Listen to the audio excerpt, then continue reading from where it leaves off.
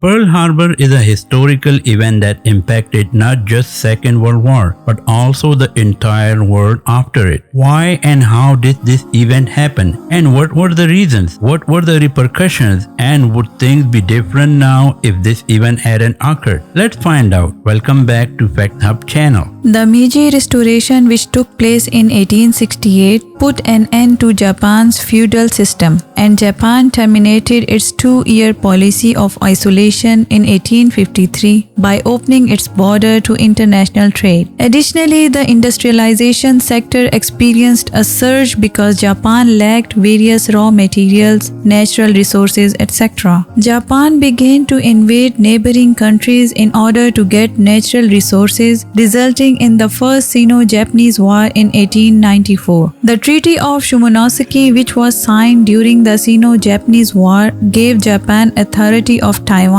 and the Liaodong Peninsula. This was part of Japan's 20th century expansionist aspirations and gained control of the Korean Peninsula after retaining and defeating Russia. Following this conflict, Japan also seized other parts of China, which sparked the Second Sino-Japanese War, which lasted until the start of World War II in 1939. Following the war, the US broke trade agreements by denying Japan access to oil and metals by freezing its assets there. As a result, Japan joined forces with Germany and Italy as their allies. Japan, which depended on the import of oil and steel, was now in trouble, and the other countries in the regions that were at the time British French colonies were already at war with Japan. Meanwhile, there was a significant issue with gasoline and steel shortages for Japan. Japan needed oil now more than ever, and the only way to get its hands on the region's oil deposits was to seize control of a country in Southeast Asia. Japan's primary challenge in obtaining oil from these countries was also America. In addition to being present in this area, American forces also had a sizable fleet stationed in Pearl Harbor in Oahu, one of the Hawaiian Islands of the United States in the Pacific. When Japan attacked these Southeast Asian countries, the United States could only defend them from this naval station in Pearl Harbor. Consequently, Isoroku Yamamoto, commander of the Imperial Navy of Japan, Isoroku Yamamoto arrived to the conclusion that Japan would have to first eliminate the American Navy at Pearl Harbor in order to take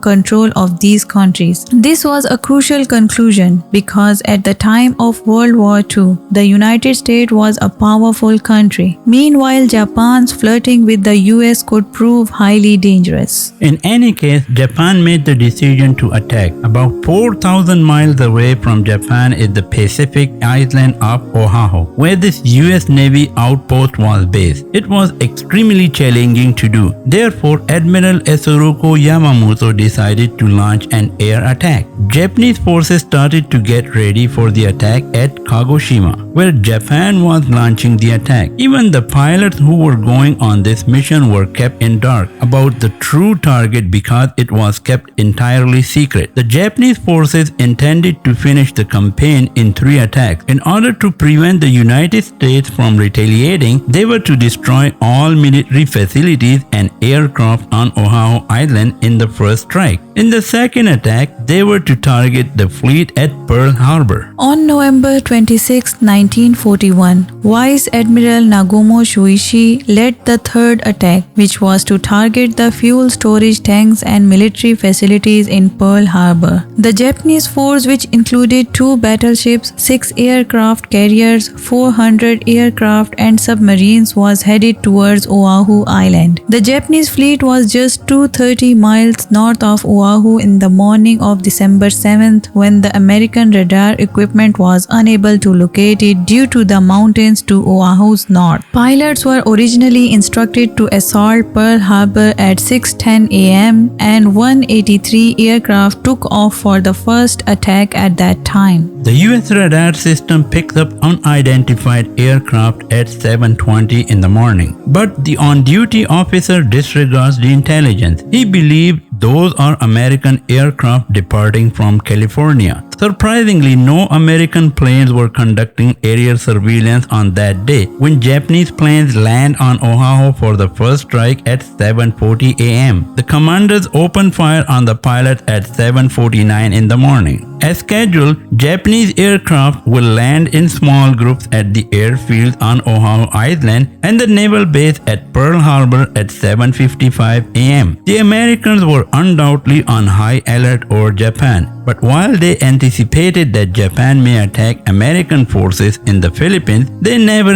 anticipated a strike on their soil, which is 4,000 miles distant. Fortunately, none of 3 US aircraft carriers were present that day, even though there were 8 battleships in Pearl Harbor at the time. The USS Arizona, an American cruiser, is bombed by a Japanese pilot, and in less than 9 minutes, it sinks with 1,100 people on board. A bomb is then dropped on the USS Oklahoma, another cruiser with 400 crew members, by Japanese pilots. Overflows with people, a second Japanese air fleet of 167 aircraft begins the attack about an hour later. The American Navy had somewhat recovered by this point, and American warships had begun taking action against Japanese planes. The Japanese planes finished their attack at 10 o'clock and then headed back to their aircraft ships. Following the first and second attack, Vice Admiral Nagomochuchi decided not to take any further chances and postponed the third attack. The Japanese fleet then made its way back home. In addition, Pearl Harbor did not have any American aircraft carriers, which was Japan's primary target. Regarding the Pearl Harbor incident, several war observers and journalists assert that although Britain was aware of it, they did not purposefully stop it or notify the United States. The United States might need to formally enter the Great War. Regarding the attack on Pearl Harbor, it is asserted that the American establishment was aware of it beforehand, but let it to happen in order to support America's involvement in the conflict. Many historians dispute these claims as well, allowing the American people to support the accession. Dear friends, if you haven't subscribed our channel yet, please subscribe it today for daily informative and amazing facts videos. Please comment down below and share your thoughts with us about our videos. That's it for today. Bye for now.